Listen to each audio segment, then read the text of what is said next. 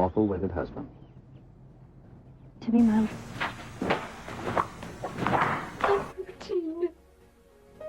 Barbara not Barbara Jean's heart. With a tramp like you? Well, I know it hurts being third rate, but aren't you accustomed to it yet? Oh, Robin, I see you. I myself the slut of Springfield! Son of a bitch in heat. I found out myself what love is all about. Hey everybody, it's me, Nikki.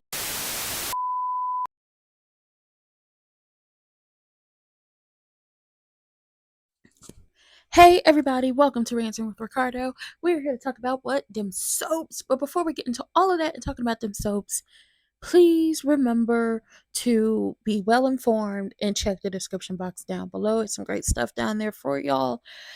Especially if we're heading into a political climate on General Hospital, then y'all should know that y'all need to register to vote. If it wasn't so important, they wouldn't be trying to take your rights away. Okay? Now, go check to see if you're registered to vote. Go check to see, when your local elections are happening, because it's a trickle-up system. Whoever you vote into place in your local elections ultimately help when it gets to the bigger elections, okay? And get out there and vote. Do it. Do it, and be well informed. Please inform yourself about all of the, things that are on the ballots, everybody who's on the ballot, and, just vote to do good and not harm, in my opinion. But with that being said, don't forget to hit the subscription button and also hit the notification bell, okay? Because it's there for you. It's there for you. And with that being said, we got a lot of good things going on over here, okay? The sitcom sit down will be on its way. We're going to be talking about some sitcoms. Hopefully I get to hopefully I can get back into doing from the beginning and finally get that episode out to y'all. And then we got more soap stuff going on over here, and we will be talking about wrestling because I'm putting it out there. I will be at WrestleMania in Vegas. Okay, I'm doing the whole weekend. I'm putting it out there. I spoke it into existence. It is mine. But with that being said, let's get into it. Let's get into it, because baby, this is a mess. So Maxie and Felicia then tried to set up Cody and Mac, but it's not working. Mac is just real upset. He not letting it go. He throwing a fit. He won't let it go. He lied to me. Mac, at the end of the day, that's your biological child. How many times Felicia lied to you? How many times did Catherine lie to you? How many times did Robin lie to you? How many times did Maxie lie to you? Hell, Georgie lied to you a couple times too. A lot of people have lied to you and you've forgiven them. At some point, you got to get over it, my guy. You got to get over it. That's your son. That's your only son. That's your only biological child, okay? A lot of people. How many times did Robert lie to you? How many times did Anna lie to you? A lot of people have lied to you over the years. Get over it. Get it together. And just enjoy the time you have with your kid. Because Maxie and Felicia, they not going to stop. They just going to keep going. They're just going to keep telling you how it is, how it's going to be. And they're going to gather you. Now, Sasha, she had brought down a little picnic basket for, Michael and the children, because, their mama is working late with Drew. Is she working, as in working, like we gonna get some things done for the company, or is she working, like she about to work, she gonna get worked out, okay? Legs to the moon.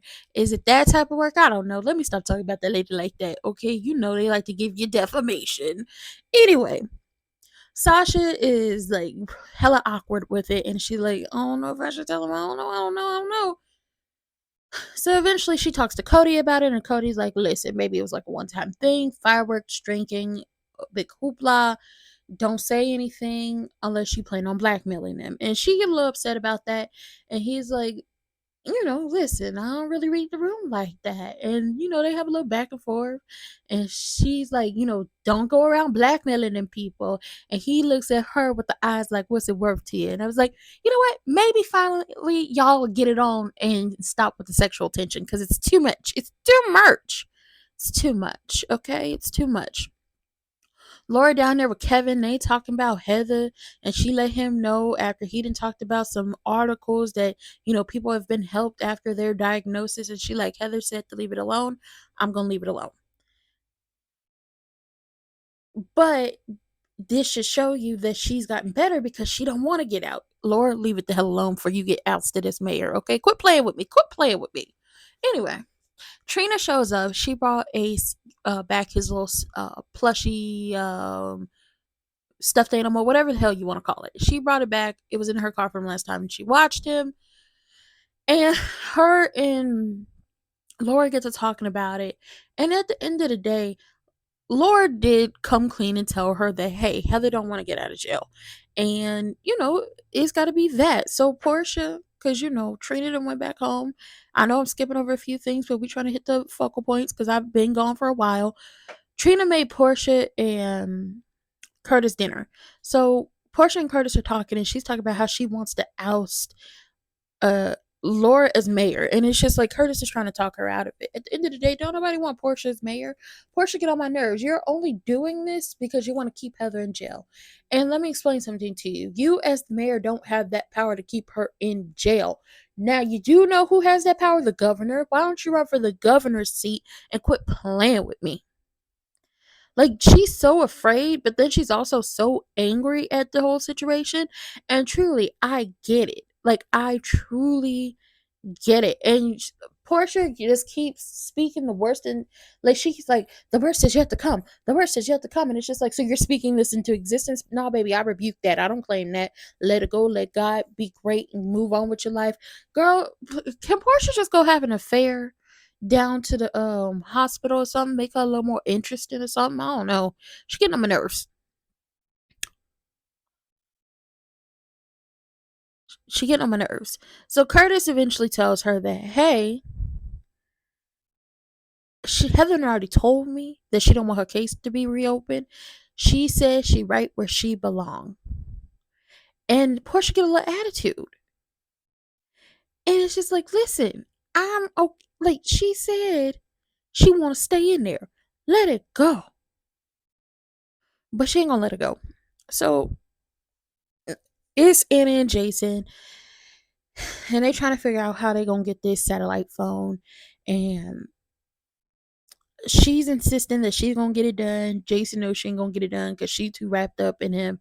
So it's just like, Jason, what you gonna do? What's gonna happen? Let's make it happen.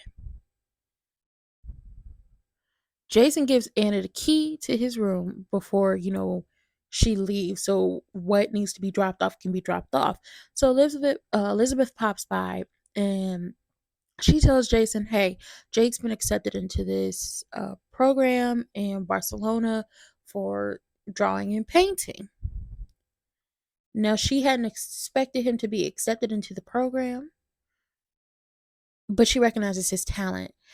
And, Elizabeth tells him, listen, you got to spend as much time as Jake as you possibly can, or if he possibly will let you, because he's going to be leaving soon. And Jason's like, listen, can I cover his tuition? Like, let me cover the tuition. And, Elizabeth is declining the offer. And at the end of the day, Elizabeth, you got a rich baby daddy. The man is rich, wealthy. And when Jake becomes of age, I think they're going to have to fix the whole how many people have what amount of stock at ELQ, because I think Jake has some stock at ELQ. At the end of the day, let the man pay for it. He ain't been here for 2 years. Let him pay for it. Let him take care of him. Let your son go to school without some debt. Okay, we trying to live without debt. It's one of them times you take advantage of what you have. We don't like debt over here. Okay, the struggle is real, and nobody likes to struggle.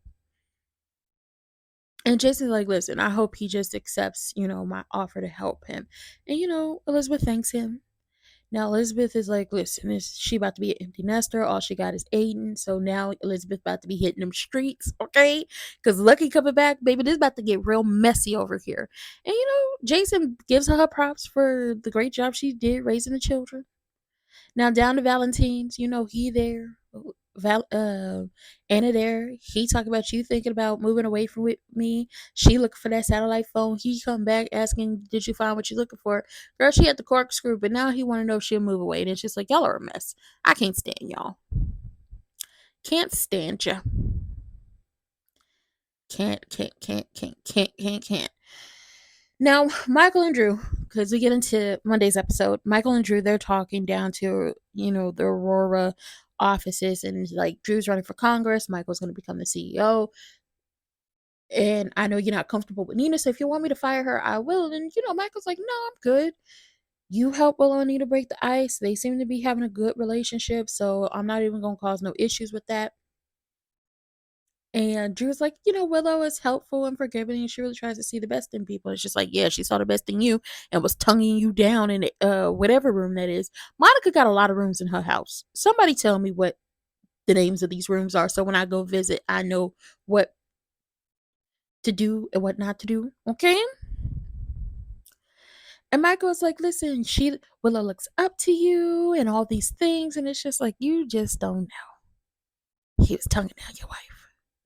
So Willow, which surprisingly Miss Goody Two Shoes immediately tells on herself, but she tells Nina because Nina's her mama, and she thinks Nina's gonna keep these secrets. So let's get into it. So she tells Nina, I did something terrible. I did something bad, and there's no one I could talk to. And you're the only one I could talk to, Mom. So Nina is all for it. Like, she heard that mom part. So she tells her, hey, I got caught up in the moment. I kissed Drew, and Nina is stunned. She's trying to be supportive. And she's like, oh, of all the things you could have confessed to me, kissing Drew is not what I expected. And it's just like, Nina's pissed because you've been rolling around naked on the floor with this man. And also, she and he kissed after that kiss.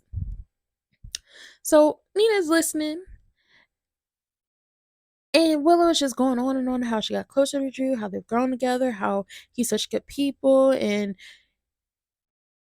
Drew is talking about how he wanted to run for Congress and even grateful that, she brought her and Nina closer. And Willow is like, I can't stop thinking about the kiss, but it's so unfair. And Nina's trying to comfort her. And she's like, listen, don't be too hard on yourself. And she's like, I'm not being unfair to myself. I'm being unfair to Michael and Drew. And it's just like, girl, forget Drew. That is your uncle by marriage. Let it go. And she wants Drew to focus on his campaign and not this confusing relationship. And Nina's like, you're giving him too much consideration and reminding him that they both shared the blame for the kiss. And Willow's like, it shouldn't have happened at all. And Nina then confesses, hey, I kissed somebody I wasn't supposed to kiss either, so I understand. And they get into the situation of it all. And she's like, listen, it's not going to happen again. Me and Drew, we both regretted it. But then she follows up and told Nina that Drew told her in a different world they probably could have had a relationship. Which then is just like, why would you tell her this? You're not bright. You're not smart. Stop that. So Nina is trying to be a mother, and she's like, listen, it's understandable. You're human. Don't beat yourself up about it. And she's like, I'm worried about Michael not understanding when I tell him. And Nina says, don't tell him. And Willa's like, I can't keep the secret. And she's like, don't tell him. Don't tell him. Like, Michael can tell something is wrong with her, but don't tell him. Because you don't know how he's going to react to this news. So Nina convinces her to keep quiet. And Nina calls Drew and is like, get to my office right now. So Willow goes to Drew's office and finds Michael there. At the same moment, Drew walks into Nina's office, and before he could say anything, she popped him across the face, and he deserved it. And he deserved it. Now, Anna and Valentine, they over there, in bed. What y'all doing? Screwing. That's what they was doing. Okay. And he didn't make her breakfast in bed. Anna was able to get the phone and hide it in her pocket before he came into the room. And he like, listen, let's go eat. And then who pop up? Charlotte. Now I've seen some people talking about, oh, Jason wants Valentine to pay for his crimes, that he didn't think about Charlotte. Valentine didn't think about his daughter when he decided to go down this route of doing what he was doing. Valentine didn't think about all of Sonny's children when he decided to start messing with his medication. Valentine didn't think about nobody but himself. So at the end of the day, don't nobody care. So she decided to return home from boarding school. When all her friends decided to go to the Greek island for vacation, she wanted to,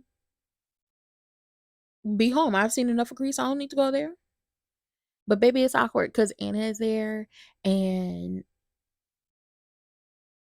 Charlotte finally apologized to Anna for everything that happened. And she's like, listen, I'm sorry I trashed your hotel room. You were sweet to me. I thought it was an all act. My grandfather Victor told me you were evil, and I believed him. Thus, reeling Anna in to just saying, F everybody. Let Valentine go. And Charlotte's like, listen, I had to change of heart because I met a lot of kids at school whose country have been attacked. They lost their entire families. They've been forced to leave their lives behind. You know what that sounds like? Palestine, the Palestinian people, their country being attacked, and then they're losing family members, and some were able to escape, and some were at boarding school already. That's what that sounds like. That's what it sounds like. Just being honest, just being real. Once again, don't forget to register to vote. All of that is linked in the description box down below. Get up to date about all the candidates and what their policies are, what's going on in the local media. Listen, I watch a lot of wrestling. I watch a lot of soap operas. What happened the other day? You can't trick me. No, you can't. You cannot trick me. You cannot trick me. No, no, no. So they just talking and doing a whole little family thing. And Anna apologizes to Charlotte, and she's like, listen, shooting you was the worst thing I ever did in my life. And they accept each other's apologies. They forgive each other, and they hug, and it's like, oh, a mess. So Anna gets to Jason's room, and she's like, okay, let's get this underway. Got the laptop, got the phone, plug it up. Let's get the files done. And she's like, listen, we got everything we need to take Pikeman and Valentine down. And Jason's like, hand over the phone so I can get back to my life. And she's like, I can't give it to you yet.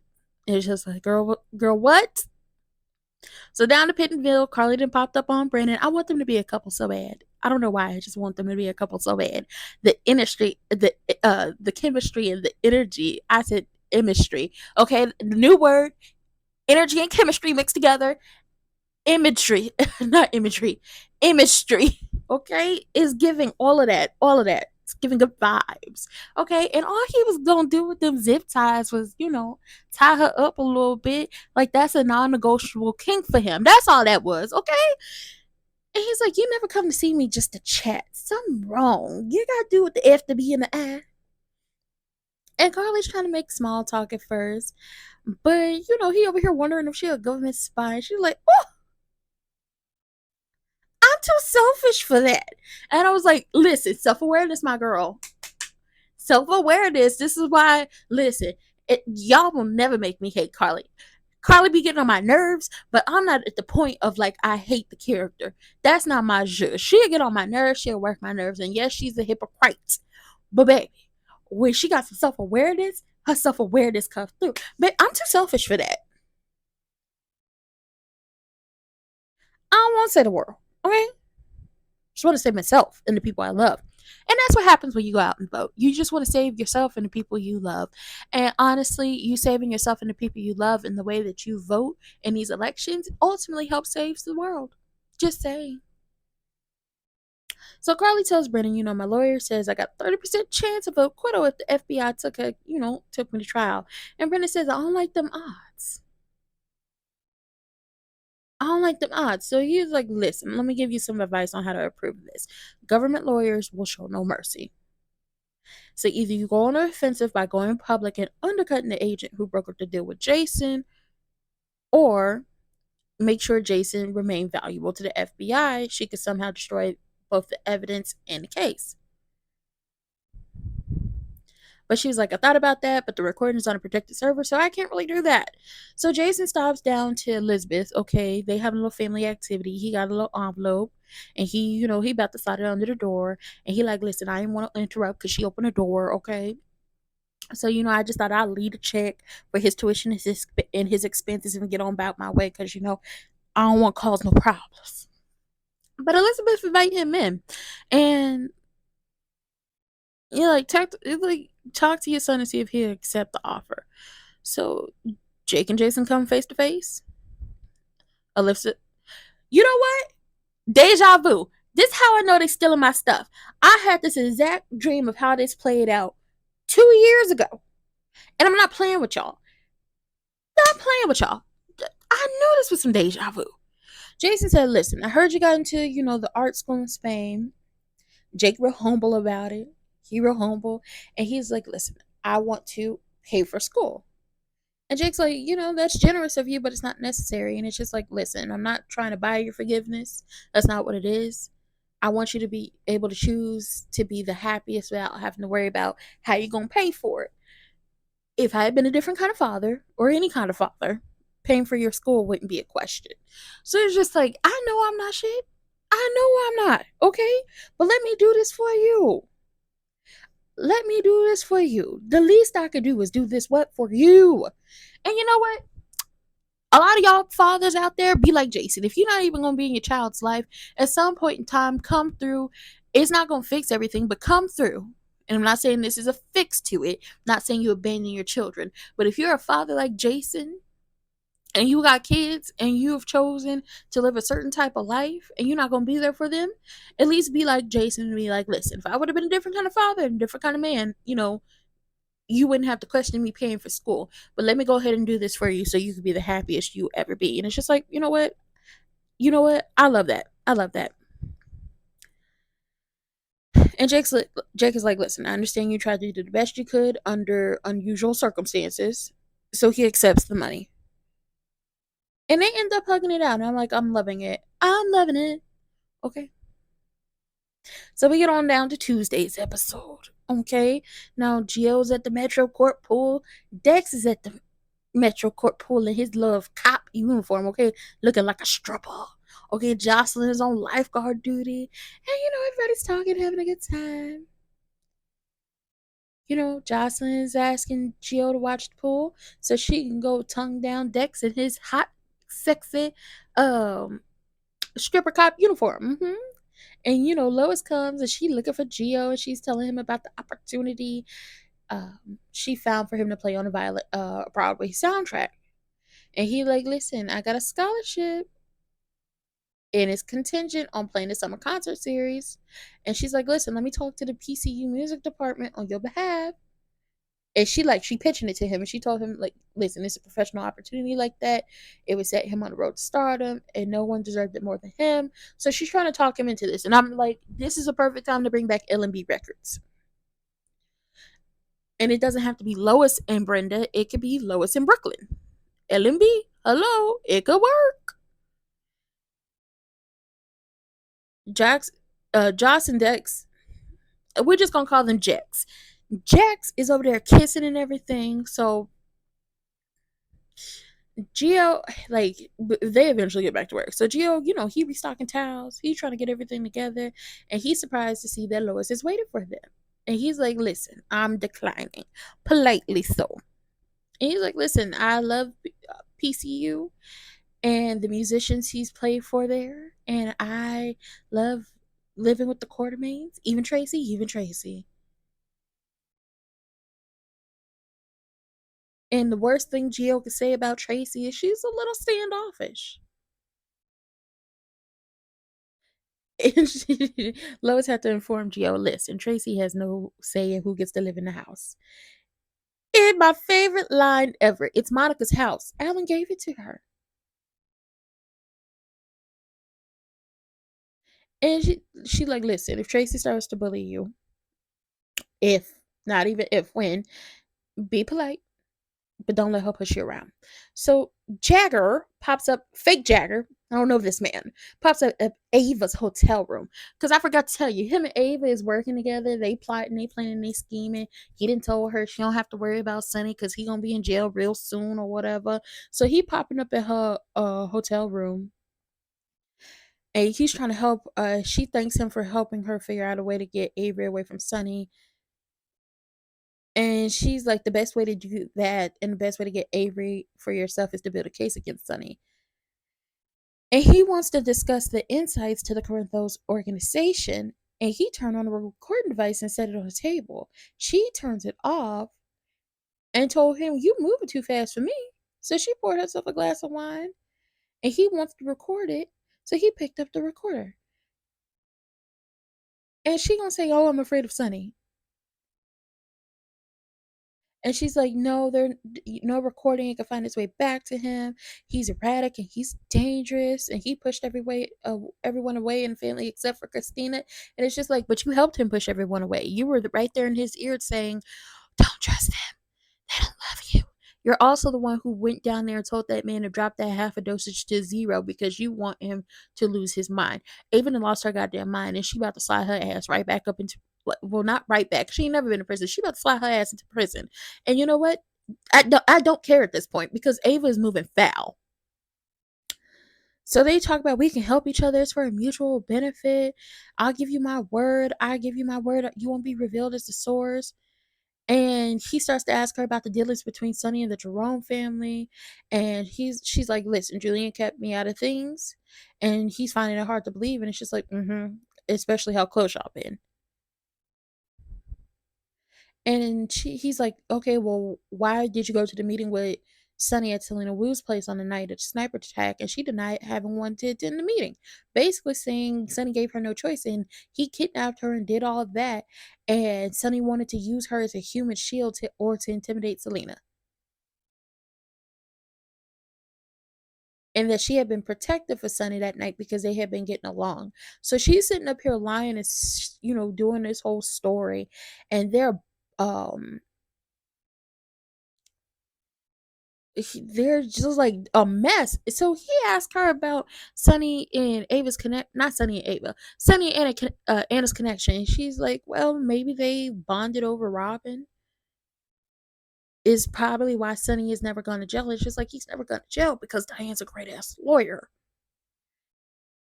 And Ava like realizes, oh, you're still giving over John, not John, Stone and Karen. So let me use that. And at the end of the day, he didn't give a damn about Stone because you only came to see him once while he was dying and didn't actually come to his funeral. And when it came to Karen, you cheated on that lady. You did too much of your work. Didn't really care. Was focused on that, and she left your raggedy ass in San Francisco or where I believe it was San Francisco. Came back to Port Charles and had a whole new man and was about to get married and had become a doctor at that point. So at the end of the day, he does not matter. And since y'all retcon Port Charles, and since Port Charles really wasn't a thing, why not bring Karen back to life? Because she died on Port Charles. Maybe she had been in hiding this whole time. Maybe she ran away from him. I don't know. So he over here talking about, Ava, you should make a statement. And she's like, can I use your first name? Of course. Well, John is really comforting and happy around. So he get a phone call. It's his superior. And he has to explain the champagne on his expense report was used to groom a source, aka Carly. John's superior mentioned Yemen in a shipment, and appeared Pikeman was in play again. John was like, okay, I have information on his boss soon. So down to the gallery, Natalia pops up on Ava and she's like, I'm seeking clarity. And she's like, I regret my remarks and I will regret them for the rest of my life. But what exactly were you trying to accomplish by releasing that conversation? And Ava's like, oh, I hadn't realized the conversation had been recorded until after you left.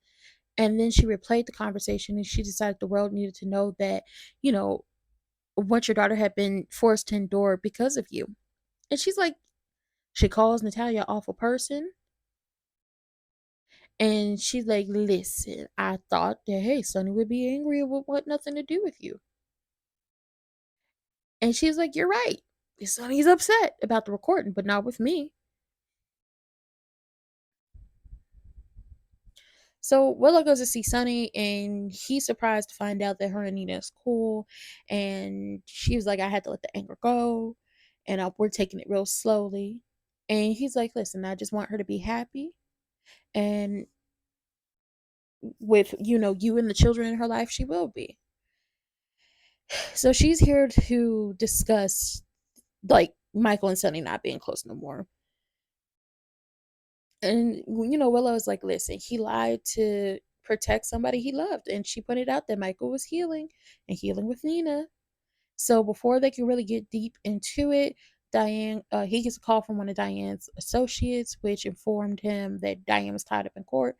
And he became upset because he was trying to reach her. And Sonny told Willow that Ava was trying to take Avery away from him. And he wasn't going to let that happen. And Willow was like, listen, me and Michael will help you.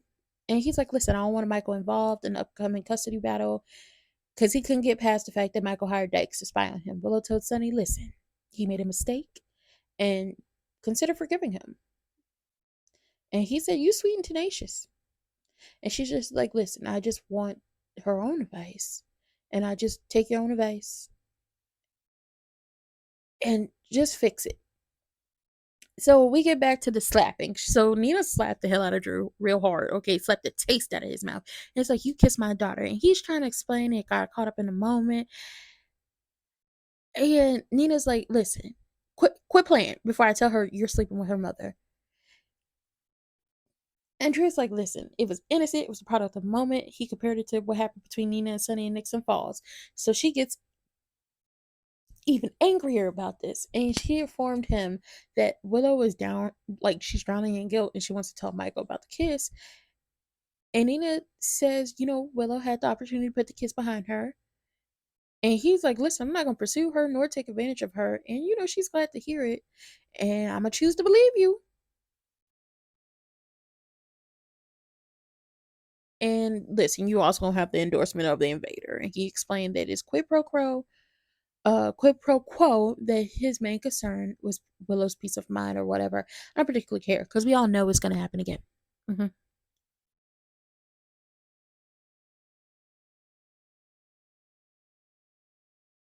So they're talking, and he's like, "Listen, can we just put this mutual contempt behind this?"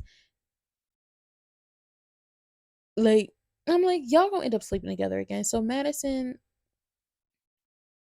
the assistant is like, "Hey, somebody's here to see you." So Sunny pops up. Sunny is there to see her, and Nina asks Madison to hold all of her calls.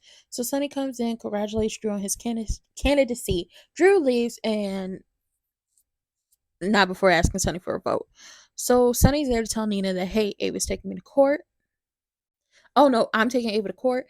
And Nina thought it was a good idea, and she assured him that, "Hey, my eyes are wide open as far as Ava's concerned." And she explained that she needed Ava's friendship until Ava was proven to be a backstabber. And she wants to know why Sunny is there to see her. And he wants to know, "If I called you to testify, what would you say?" "Oh no, if you were called to testify, what would you say?" And Nina said she didn't think Ava would be foolish enough to subpoena Nina. Nina told Sunny that on the stand she would tell the truth, that Sunny was a great father. At the end of the day, Sunny is a great father. No matter what you want to say about the man, he is, you call him everything but a child of God. But when it comes to those kids, he's gonna go hard for them. Except for, what happened with Michael. But it's been a minute. So Sunny owns up to his part in how he handled the breakup with Nina, and he told her, "Listen, it had nothing to do with you and what you said." And Nina thanked him. And he's like, "If you can bury the hatchet with Drew after everything that happened, can you do the same with me?" Now, Jason wants Anna to give up that satellite phone. And she's like, "No, I can't let Kate take Valentine away." Anna informed Jason that Charlotte had returned from Europe, and what would happen to Charlotte if Valentine went to prison, and she owed Charlotte her life, and blah blah blah, all this BS. Anna, girl, you chapping my ass at this point. You make my ass itch. Nobody care. Valentine didn't care about his child. He didn't care about nobody else's children when he started this slippery slope of deception. So no. And she refuses to be responsible for leaving them children fatherless. And Jason felt like, listen, when it comes to Charlotte and her being fatherless, Valentine is to blame. He left her. And he's like, "I'm not trying to disappoint my sons again. I'm already a big disappointment. I'm not trying to do it again. What do you want from me?" "I just need 2 hours. Can you trust me for 2 more hours?" "No, you are to not be trusted. Tell the F to be in the ass. Snitch on her." Oh my God. Get on my nerves. So Anna explains she wants to warn Valentine that the FBI was on him and give him a chance to take Charlotte and run. She gave the satellite phone to Jason. She asked Jason to wait 2 hours before turning over the evidence, and she says, "I'm trusting you now." And Jason's like, "Listen, I have what I need. Do what you want, Valentine. Okay?" It read 403. It's 603. I'm turning in this goddamn phone, and somebody gonna be knocking down his door. Okay? So Anna goes down. She rushes to Valentine's, and she tells Valentine, "Call Charlotte home immediately. Immediately. Y'all got to leave town right away." And he's like, "What's happening? What have you done?" She said, "I turned you into the FBI as a head of Pac-Man. You gotta leave the country immediately." And he's like, "You did this? You turned me in?" And she's like, "Listen, we ain't got time for this." We don't have time for this. You got to go. Okay? Men, they don't listen. And he was like, was it any of it real? And she said, of course it was. But this ain't about you. It's about Charlotte. Okay, this is about Charlotte. This is not about you. Okay, call your daughter home. Y'all pack your stuff. Get a head start. You got 2 hours.